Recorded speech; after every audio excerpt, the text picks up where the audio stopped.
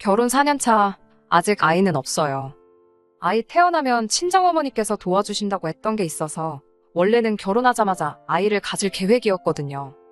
그런데 어쩌다 보니 이렇게 미뤄지고 저렇게 미뤄지고 정신없이 바쁘게 지내던 와중에 지금에까지 이르게 되었는데 막상 이렇게 되니 아이가 없는 게 참 다행인가 싶기도 하네요. 결혼하자마자 3개월이 채 지나지 않아서 남편이 했던 말을 바꿨어요. 저희는 반반 결혼을 했는데 남편과 제가 월 수입은 누가 더 잘 번다 할 것도 없을 정도로 거의 비슷한 편인데 결혼 당시에 각자 모아놓은 돈의 차이가 있었습니다. 제가 훨씬 더 많은 돈을 모아놓은 상황이었어요. 액수는 거의 2배 정도 차이가 났습니다. 돈이 차이가 난다고 한들 사실 그걸 이유로 이 결혼을 다시 생각해보겠네 할 생각은 없었거든요. 애초에 남편도 모자란 금액에 대해선 자기가 어떻게든 해결하겠다는 의지가 있었고요. 결국 남편이 시부모님께 지원을 받아오면서 서로 금액을 똑같이 맞추고 반반 결혼을 하게 되었지요. 하지만 신혼집 마련하는 과정에서 여전히 대출을 받아야 했어요. 둘이서 그 돈 합쳐봐야 어디 적당한 곳에 전세로 들어가기도 빠듯할 정도였었거든요. 제가 결혼할 때 나이가 30이었고 나이가 있었다 보니 바로 자녀 계획이 있긴 했지만 여태 모은 돈을 집에 다 털어넣고도 모자라 대출까지 받은 마당에 자녀 계획 때문에 직장까지 그만둘 수는 없겠더라고요. 그런데 반대로 생각해보니 그 돈 때문에 아이를 포기할 수도 없었고요. 애 없이 사는 딩크족이 유행한다고 하지만 친정 부모님께서 손주 보고 싶어하는 기대가 많이 커 보이기도 하였고 무엇보다 제 스스로도 아이 없이 살았다가 나중에 후회는 하지 않을까 하는 걱정도 있었기에 당장 돈 들어갈 일이 있다고 미래까지 포기할 생각은 없었어요. 다행히도 친정어머니께서 그런 부분은 걱정하지 말라고 하시며 아이를 돌봐주신다고 나오셔서 아이가 태어나게 되면 맞벌이 생활을 유지할 수 있게 되었습니다. 시댁에서도 상견례 하던 당시에도 아이는 둘 정도 낳는 게 어떻겠냐 물어보실 정도로 앞으로 태어날 손주들에 대한 기대가 크셨어요. 시댁에서도 아이를 돌봐줄 수 있다고 했지만 시댁이 신혼집에서 거리가 차로 1시간이 넘게 걸리는 거리로 20분 거리에 있는 친정과 비교하면 굉장히 먼 편이라 그나마 가까운 친정어머니께 부탁하는 게 현실적으로 보였어요. 시어머니도 당시 말은 돌봐준다고 하시긴 했지만 그때 가봐야 알겠지만 일도 해야 되고 시간이 날런지 모르겠네 하시면서 성 내키지 않아 하시던 게 정작 아이가 생기면 대신 돌봐주는 게 불가능하다는 것 같다 말하는 것이 조금 티가 날 정도였었기도 하고요. 남편과 재벌이 합치면 월 800만 원 정도 되는 상황인지라 사실 여유가 아예 없던 건 아니었습니다. 하지만 여전히 사람 일이란 게 어떻게 될지 모르는 거다 보니 어느 정도 저금이 쌓일 때까지는 조금이나마 돈을 아끼고 싶었어요. 남편도 결혼 전에는 이 부분에 대해서 동의를 했던 부분이고요. 그런데 결혼 3개월 만에 남편이 어느 정도 적당히는 쓰면서 살아야지. 우리 벌이가 있는데 너무 돈만 쥐고 있는 것도 다른 사람들 보기에 안 좋다며 말을 바꾸더라고요. 적당히 쓰고 살자는 기준이 남편과 제가 각자 서로 다르기 때문에 누가 옳고 그른지를 따질 수는 없겠지만 저도 쓸 거 안 쓰고 먹고 싶은 거 참아가면서까지 허리띠 졸라매 아끼고 모으자는 주의는 아니었거든요. 말씀드렸다시피 맞벌이 생활에서 두 사람 벌이가 어느 정도 되던 편이다 보니 남들 하는 거 다 똑같이 따라해가며 사는 정도는 아니지만 그래도 흉내 정도는 내고 있다 생각했는데 남편 생각은 달랐나 봐요. 처음에는 제가 돈 아끼자는 말로 남편에게 눈치 아닌 눈치를 줬구나 싶어서 좀 더 쓰고 살고 싶다는 남편의 말에 알겠다고 긍정적으로 생각을 해보겠다 했습니다. 그리고 가계부를 이리저리 둘러보며 예산을 짜본 결과 한 달에 100만 원 정도는 더 쓰고 살아도 저희 인생 계획에 큰 차질이 없겠다는 생각이 들었고 남편에게도 그만큼 여유가 있다는 말을 전했지요. 그런데 남편이 더 쓰고 살고 싶다는 그 돈의 진짜 사용처가 어딘지 알게 되니 그렇게 할 수가 없겠더라고요. 남편이 돈을 더 쓰겠다고 하는 말이 우리 결혼 생활에 있어서 취미나 여가 생활 등 삶의 질을 올리기 위해 쓰자는 게 아니었고 이제 결혼도 했으니 효도를 좀 해야 하겠다며 시부모님께 생활비조로 돈을 드려야겠다는 말이었거든요. 100만 원씩은 드리고 싶다는 말에 그건 너무하지 않냐며 약간의 실랑이가 있었고 결국 타협 끝에 매달 50만 원씩을 각각 양가 부모님께 드리기로 했습니다. 사실 친정에까지 돈을 보낼 필요는 없었어요. 두 분이 이미 노후 준비가 다 끝나신 상태였거든요. 큰 돈은 아니지만 상가 건물 가지고 계신 거에서 매달 어느 정도 수입도 계속 발생하는 상황이었고요. 그렇지만 어쩔 수 없는 상황이었습니다. 애초에 제가 100만 원 정도의 여유가 있다고 말은 했지만 그 말이 꼭 한 달에 저희가 무조건 100만 원을 꽉꽉 채워서 지출을 하겠다는 말이 아니잖아요. 어차피 맞벌이를 하는지라. 그 전에도 서로 쓰는 용돈이 없던 것도 아니었고 한 달에 쉬는 날이 많아봐야 열흘 정도인데 100만 원만큼 여유가 생겼다고 하더라도 안 쓰면 안 쓰는 대로 저금을 한다면 저희한테도 더 이득인 셈이잖아요. 그렇게 할 수도 있는 상황인데도 불구하고 남편은 100만 원 여유가 있다고 하지 않았냐며 그 전액을 몽땅 시댁에 보내주겠다고 우기기 시작했었거든요. 그러니 그럴 바에 차라리 너만 자식된 도리하냐 나도 하겠다 하고 친정에도 50씩을 보내기로 한 거였지요. 남편은 장인 장모님 노후 준비도 다 되어 있는 걸로 알고 있는데 뭐하러 보내냐는 식으로 이야기를 하긴 했지만 반반 결혼 한마당에 제가 그렇게 나오니 똑같이 하겠다는 걸 더는 반대하지는 못하더라고요. 아무튼 그렇게 해서 매달 100만 원씩의 추가적인 지출이 더 생기게 되었습니다. 그래서 저도 저 나름대로 자녀 계획은 딱 1년만 늦추자 혼자 생각했지요. 분명 중간에 아이를 가지려고 노력을 했던 때도 있습니다만 그러는 와중에 각자 회사 일로 바쁘고 이래저래 하다 보니 결국 결혼 4년차가 되는 지금에도 아이 소식은 없었지요. 그리고 그게 지금에 와서는 참 다행이라는 생각이 듭니다. 얼마 전 일이었어요. 친정아버지 생신이라 남편하고 같이 친정부모님 모시고 식사를 했습니다. 식사 끝나고 나서 저희도 부랴부랴 집에 돌아가려고 했는데 친정부모님께서 잠깐 시간 되면 집에 가서 차나 한잔 하면 어떻겠냐 하시더라고요. 보통 저희 시간 뺏는 것 같아 싫다고 이따금씩 하는 외식도 싫다고 하시던 두 분이셨는데 갑자기 차 한잔 하자니 뭔가 싶었지요. 남편은 불편할 것 같다고 집에 가고 싶어 했는데 두 분 분위기가 심상치 않아서 따라갔습니다. 아니나 다를까 어차피 할 이야기인데 시간 붙들고 있을 필요나 있겠냐며 차의 뜨거운 기운이 식기도 전에 바로 본론부터 꺼내시는데 친정부모님이 방에서 통장하고 인감을 가져와 저희한테 건네주시더라고요. 통장을 열어보니 거기에는 3천만 원이라는 거액이 들어있었어요. 친정어머니께서 그걸 저희한테 건네주시며 저희가 매달 보내던 생활비 있잖아요. 일단 저희가 주겠다니 그동안 받고는 있었는데 당장 두 분이 쓸 일도 없고 그렇다 보니 그냥 건들지 않고 모아두고만 계셨다 하더라고요. 그렇게 돈이 쌓이고만 있다가 안 쓸 돈이긴 하지만 또 저렇게 묵혀둘 필요가 있나 싶어서 당신들 노후자금 같이 보태서 어디에 투자를 하셨다고 해요. 그리고 그게 수익이 많이 나서 안 그래도 필요 없던 돈이었는데 더 필요가 없어졌다며 여태껏 저희가 보냈던 돈을 조금 더 보태서 그 큰 목돈을 만들어서 저희한테 돌려주신 거였어요. 저희가 아직 대출이 남아있는 것도 알고 계시고 소식은 없지만 언젠가 태어날 손주 위에 써도 되고 알아서 요긴하게 잘 쓰면 좋겠다고 하시더라고요.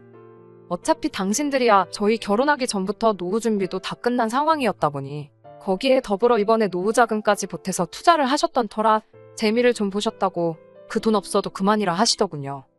장인 장모님 불편해서 집에 일찍 가자던 남편은 내내 불편한 티 팍팍 내다가 통장에 찍힌 돈 보자마자 입이 귀에 걸려버려서는 싱글벙글 하고 있더군요. 그 꼴을 보니 솔직히 앞불싸 싶었습니다. 제가 친정에 50만 원씩 매달 보내게 된 경위에 대해서 전후 사정을 미리 말씀을 드릴 걸 싶더라고요. 안 그래도 시댁에만 100만 원씩 주겠다고 우기던 걸 제가 억지로 반으로 쪼개 양가에 똑같이 하기로 정했던 그 사실을 친정부모님은 아예 모르고 계셨으니까요. 오히려 결혼하자마자 3개월 지나고부터 효도하겠다고 양가 부모님께 50씩 보내기로 결정한 남편을 높게 사셨던 것 같아요.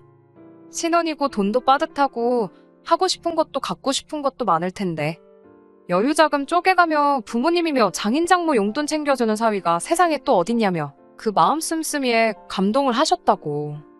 그래서 그 돈을 불려서 저희한테 돌려주기로 결심을 하셨다 하시더라고요. 그래서 통장 돌려주실 때 저한테만 쓱 주셔도 되는 걸 굳이 남편도 같이 자리에 불러놓고 돌려주신 거였고요. 그거야 뭐 이미 엎질러진 물인데 어쩌겠어요. 그 돈 받고 집에 오는 길 내내 남편이 기분이 째지는지 계속 신이 나서 실실거리고 있더라고요. 집에 와서 한참을 고민했네요. 갑자기 생긴 목돈에 저도 솔직히 기뻤던 건 사실이었습니다. 그 돈을 어떻게 쓰면 좋을까 한참 고민하다가 그 돈으로 일단 대출을 일부 상환을 하고 그리고 1,000만 원 정도 들여서 친정부모님 크루즈 여행이라도 보내드릴까 싶더라고요. 따지고 보면 1,000만 원이 엄청 큰 금액이긴 하지만 두 분이 돈을 받은 그대로 주신 게 아니고 불려서 주셨다 보니 크루즈 여행 보내드려도 저희가 여태껏 보냈던 돈과 큰 차이가 없었기도 해서 저도 욕심부리지 말고 친정부모님 위해 쓰자는 생각을 했습니다.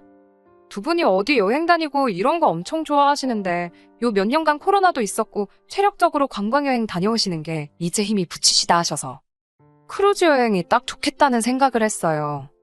그런데 남편이 그게 무슨 이기적이고 말도 안 되는 소리냐고 따지고 들더군요. 장인 장모님이 그 돈 필요 없다고 돌려주신 거 아니냐고. 그런데 굳이 그 돈을 써서 여행을 보내줄 필요가 뭐가 있냐고 따지고 들더라고요. 애초에 두 분이 여행을 다니실 거였으면 그 돈을 우리 돌려주셨겠냐며 요긴하게 쓰라고 돌려주신 걸 왜 너네 처가에만 다 써버리려고 하냐면서 저한테 이기적이라고 따지고 드는 거예요. 그러면서 한다는 소리가 그 돈을 시부모님한테 드리는 게 맞다고 우기기 시작하더군요. 애초에 그만큼의 돈이 친정에 가게 된 경위가 제 억지 때문 아니었냐고 하는 거예요. 처음부터 장인 장모님은 그 돈이 필요가 없던 거 아니었냐며 양가에 50씩 주는 게 아니라 애초에 시댁에 100을 줄 수 있었던 거라고. 괜히 저 때문에 너네 집에도 주고 우리 집에도 주고 하느라 그런 거지 따지고 보면 전부 시댁에 들어갔을 돈이었다고 하는 겁니다. 길 잃고 방황하던 돈 원래 주인 찾아가는 거라고. 그러니까 저보고 억울해할 필요가 없다는 소리를 하는 겁니다. 그럴싸한 이유를 가져다 붙이고 있지만 애초에 말도 안 되는 소리였지요. 내가 설마 억울해서 그러겠냐고. 원래도 그 돈에서 땡전 한 푼 시댁에 쓸 생각 없었는데 당신 말을 들어보니 더더욱이 그렇게 할 이유가 없겠다고. 그놈의 거지근성 도둑놈 신보 좀 그만 부리라고 딱 잘라 거절을 했습니다. 그랬더니 남편이 여태껏 숨겨왔던 본심을 저에게 전하더군요. 안 그래도 결혼 준비할 때부터 솔직히 좀 그랬다고 말을 꺼내더라고요. 애초에 우리 결혼 준비하던 당시부터 장인장모 노후 준비가 다 끝났던 상황 아니었느냐며 결혼 비용을 가지고 걸고 넘어지더라고요. 시가에서 우리 결혼할 때 큰돈 보태준 거 기억 안 나냐면서 솔직히 노후 준비 다 끝난 양반들이 우리 집에서 그 큰 돈을 보태줄 때 다시 결혼하는데도 돈 한 푼 안 보태주는 모습 보고 솔직히 실망 많이 했고 섭섭했다 하는 겁니다. 시부모님이 그 큰 돈 만든다고 친척들 심지어 동생들한테도 아쉬운 소리 해가며 여기저기 끌어모아 만들어준 돈이었다고. 그리고 지금도 그 돈을 다 못 갚아서 동생인 이모와 삼촌들한테 싫은 소리 듣고 눈치 보고 장인 장모는 다 은퇴한 상황에 놀고 먹고 있는데 그에 반해 아직도 일하고 계신 자기 부모님을 보면 지 마음이 얼마나 찢어지는지는 알고나 있느냐며 큰 소리를 치더군요. 그리고 시어머니도 그때 친정부모님께서 수중에 돈이 있는데도 불구하고 한 푼도 안 해줬다는 사실을 알고는 내색은 안 했지만 실망을 많이 하셨다더군요. 그런데도 저한테 잔소리 싫은 소리 한 번 안 하고 시집살이 한 번 안 시킨 두 분이 무슨 위인의 성인이나 마찬가지라는 겁니다. 제가 고마워해야 마땅한 거 모르냐면서 지금이 딱 그동안의 은혜를 갚을 수 있는 기회라고 하는 거예요. 그리고 그게 저뿐만이 아니고 결혼할 때 돈 한 푼 안 해준 장인장모가 시댁에 그동안 잃었던 점수를 만회할 수 있는 유일한 기회나 마찬가지라고 하는 겁니다. 그 돈을 시부모님한테 주기만 하면 되는 쉬운 일인데 고민이나 할 게 있냐고 하는데 입에 모터라도 달아놓은 것 마냥 떠벌거려서 다 듣기는 했는데 어이가 없어서 말도 안 나오더라고요. 세상에 언제부터 친정이 시가에 잘 보이고 점수를 따야 하는 그런 곳이 된 건가요? 아니, 애초에 반반 결혼하자고 해놓고 자기가 모아놓은 돈이 제가 모은 돈에 비해 한참 모자라니 그 돈 맞춰오겠다고 다른 사람도 아니고 지 부모한테 손 벌린 걸 가지고 저렇게 생색을 내고 유세를 부릴 줄은 상상도 못했어요. 그리고 그 돈도 제가 받아오라고 한 것도 아니고 지가 괜히 찔리니 부모한테 손 벌려 마련해온 돈을 두고 말입니다. 결과적으로는 지랑 저랑 똑같은 돈 해오고 반반 결혼한 건데 그 과정에서 친정부모님이 돈을 한 푼도 안 해주시던 말던 똑같은 돈 들고 반반 결혼했다는 사실은 달라지는 게 없잖아요. 그걸 가지고 실망이니 뭐니 하는 꼬라지를 보니 어이가 없었습니다. 애초에 그 돈에서 커피 믹스 한 봉지도 시댁에 쓸 생각이 없었는데 우리 부모님이 너네 부모님한테 점수를 따야 하는 그까짓 게 이유라면 더더욱이 그렇게 할 이유가 없다고 꿍깨라고 했습니다. 자꾸 그렇게 나오면 이 상황을 친정부모님한테 낱낱이 전하고 이 돈도 그냥 다시 전부 돌려드려서 차라리 어디 진짜 도움의 손길이 필요한 사람들한테 기부를 하라고 하겠다 했습니다. 그랬더니 남편이 그걸 누구 맘대로 돌려주고 기부를 하고 왜 그런 중요한 걸 네 마음대로 정하냐면서 개거품을 물기 시작하더라고요. 반반 결혼 이야기 끄집어내면서 저보고 말 잘했다고. 반반 결혼했으니 그 돈을 똑같이 절반을 나누는 게 좋겠다고 태세를 전환하더라고요. 전부 다 시부모님한테 드리려니 그건 가망이 없는 것 같고 절반이라도 뜯어내서 그거라도 드려야겠다 정했나 봐요. 그러니까 그 반반이라는 게 애초에 양가에 똑같이 들인 돈이지 않냐고. 우리 수중에 다시 들어왔다고 해서 그 돈을 다시 나눠야 할 이유는 없는 거 알고 있지 않냐고. 제발 억지 좀 그만 부리라고 했어요. 애초에 제가 그 돈을 가지고 시댁을 차별하자고 그러는 게 아니라고. 우리 대출 갚으면 그만큼 이자도 줄어들고 원금도 줄어들고 우리한테 좋은 거 모르냐고. 대출로 나가는 부담이 적어지면 그만큼 나중에 충분히 부모님께 잘 해드릴 수 있는 거 아니겠냐. 돌려받은 돈으로는 대출 갚고 더 주신 만큼은 다시 돌려드리려는 거다 설명을 해줬습니다. 돈으로 돌려드리면 안 받으실 게 뻔하니 여행이라도 보내드리려는 건데 그만 억지 부리면 안 되겠냐고 제가 사정사정을 했어요. 남편은 끝까지 우겨댔고요. 자기 말이 앞뒤가 안 맞는 건 자기도 알고 있는 것 같은데 목소리 큰 놈이 이긴다고. 그냥 배 깔고 드러누워서 어깃장만 부리고 있더라고요. 그렇게 돈이 많으면 우리 고생 좀 덜하게 결혼할 때부터 돈 좀 해줬으면 어디가 덧나니 어쩌느니 하는데 반반 결혼하기로 한 건데 친정에서 돈을 해줬으면 그만큼 시부모님이 모자란 돈 구해온다고 더 고생을 하지 않았겠느냐. 지금도 친척분들한테 빌린 돈 갚는데 허리가 휘신다 하지 않았느냐. 거기에 돈을 더 빌렸으면 감당이나 됐겠냐고 설명을 하는데 저도 점점 지치기 시작하더라고요. 애초에 내가 왜 이딴 걸 설명을 해줘야 하고 남편을 이해시키고 설득을 해야 하는지 싶었어요. 애초에 친정하고 시댁 차별하는 게 제가 아니라 처음부터 남편이었는데 말이에요. 그러는 와중에 남편이 먼저 말을 꺼내더군요. 너가 돈 가지고 이렇게 치사하게 구는 사람일 줄 알았으면 결혼도 안 했을 거라고요. 자식이 부모한테 효도하는 게 당연한 건데 그걸 못하게 하느냐며 이제부터는 그냥 서로 돈 관리도 각자 하자는 겁니다. 생활비 똑같이 주면 되는 거 아니냐고 자기가 버는 돈으로는 이제 자기 부모를 챙겨야겠다 폭탄 선언을 하더라고요. 지금 그 말이 무슨 뜻으로 하는 말인지나 알고나 있냐고 하니 내가 벌어온 내 돈 내가 쓰겠다는데 네가 뭔 상관이냐 하면서 큰 소리를 뻥뻥 치더라고요. 그리고 결혼한 지 벌써 4년이나 되었지만 이게 시작이면 시작이지 절대 끝은 아니구나 하는 생각이 마구마구 들기 시작했습니다. 이런 다툼을 하게 되더라도 앞으로 몇십 년은 더 하겠다는 생각을 하니 엄두도 나질 않고 남편한테 지금 당신이 한 말이 무슨 뜻인지는 아냐고 남편을 떠봤어요. 어차피 지금 아이도 없는 마당에 각자 생활비만 절반씩 내고 미래 대비도 하지 않고 알아서 그 돈을 쓰겠다는 그 말은 한 집에 사는 남으로 지내도 상관없다는 소리처럼 들린다고 했더니 남편이 목소리가 더 커지더군요. 지금 이혼하자고 협박하는 거냐면서 누가 못할 줄 아냐며 어디 한번 그렇게 해보자는 겁니다. 같이 살기 싫다는데 제가 그런 남편 붙잡아서 뭐하나 싶더라고요. 그래서 알겠다고 그럼 이혼하자고 했어요. 어차피 반반 결혼했고 복잡하게 계산할 것도 없다고 정확히 절반 갈라서 내가 나가겠다 했습니다. 친정부모님이 돌려준 3천은 애초에 친정부모님 통장에 들어있는 상황이니 나눌 필요 없는 거 알고 있지? 하고 그건 계산하지 말라고 했어요. 목소리 드높이며 이혼 부르짖던 남편이 제가 너무 손쉽게 이혼하자고 대답하니 당황했나 보더라고요. 여태 큰 소리치던 기세는 어디 가고 말이 한마디도 없어지더니 쩔쩔매면서 자기가 홧김에 그렇게 말한 거라고. 이혼하자는 게 아니고 양가에 똑같이 효도하고 싶어서 그러는 거라 하더라고요.